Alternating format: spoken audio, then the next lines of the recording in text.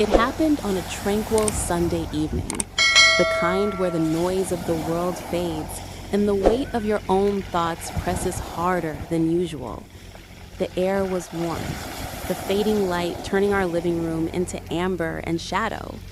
That was the night a single careless sentence shattered the life I'd spent a decade building with the man I once called my soulmate. I never meant to hurt him. I didn't even realize he could hear me. Yet those words, spoken like a sigh into the quiet, tore through the walls of our home like a blade through silk. My best friend, Lauren, had come over for a glass of wine.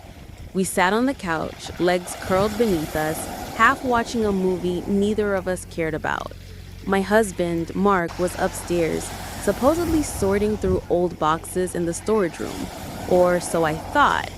Lauren asked how things were between us, and that single question opened a floodgate I didn't know I'd been holding back.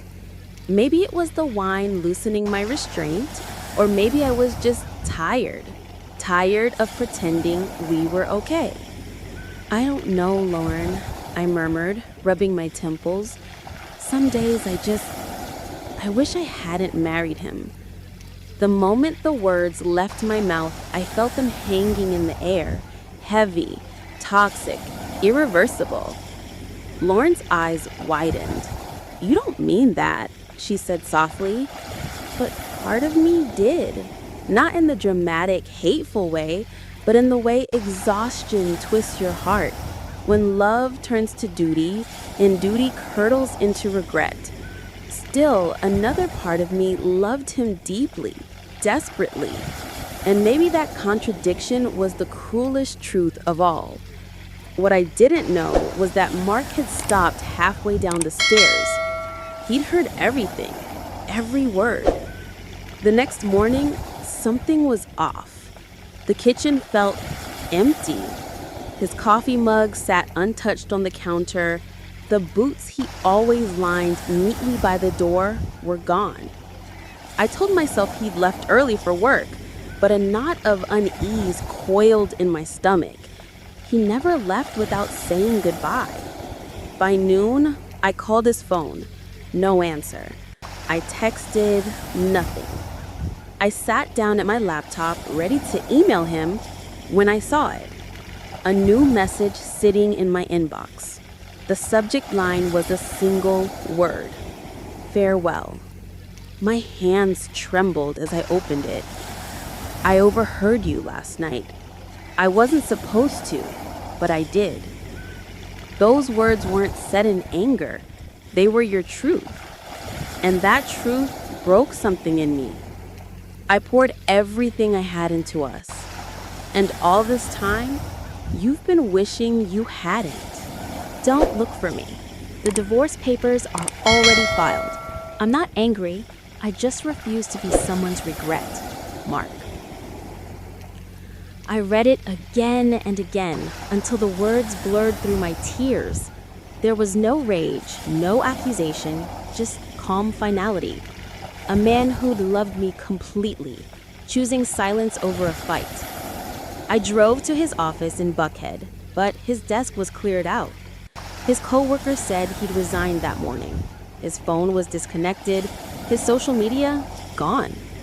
Mutual friends had no idea where he'd gone.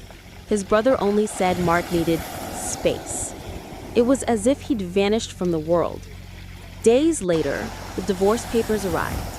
Clean, efficient, already signed. My name was just another checkbox in a process he'd already accepted. I thought I'd be angry, that I'd lash out, blame him for walking away without a word. But anger never came, only guilt. At night, I'd replay that moment in the living room. The taste of wine on my tongue, Lauren's startled face. I'd ask myself why I said it.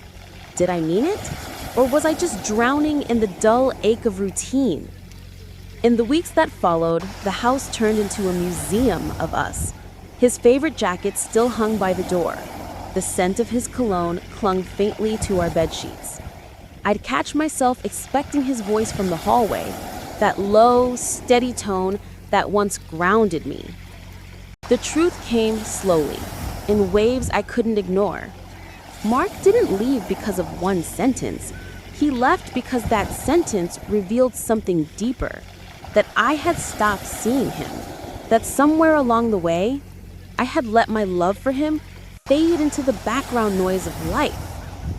Months passed. I hired a private investigator, a man who promised to find anyone. But Mark had left no trail, no forwarding address, no new accounts, no activity. He had erased himself completely. And in a strange, heartbreaking way, I understood why. He'd overheard the moment I spoke my truest, ugliest feeling, and he believed me. He believed that the woman he loved no longer loved him back. And maybe at that moment, she didn't.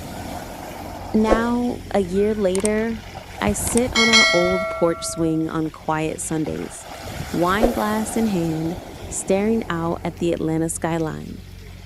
Sometimes I imagine he's out there somewhere, maybe in another city, maybe remarried, maybe finally happy. I hope he is. I hope he found someone who wakes every morning and sees him as the best choice they ever made. Because now I know he was mine. But that realization came too late. He left to protect his peace, and I stayed behind, haunted by the echo of my own careless words. Words I can never take back.